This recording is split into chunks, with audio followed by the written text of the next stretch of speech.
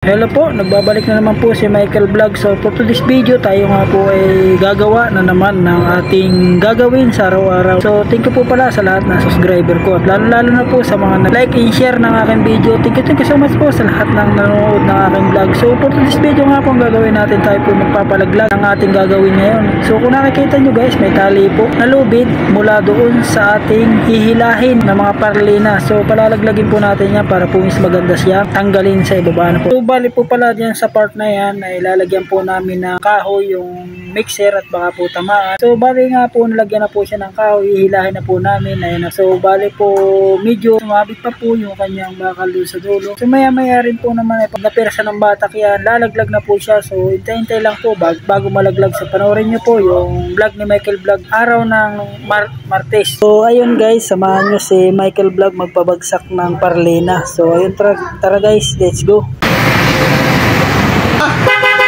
Kamay mo, kamay. Yun.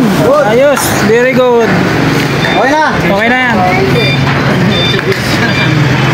Talaglag na guys. So yun, pabagsak na namin yung kukuha yung mga parlina. Yan. So wala na yung mabigat sa taas. Bumagsak na.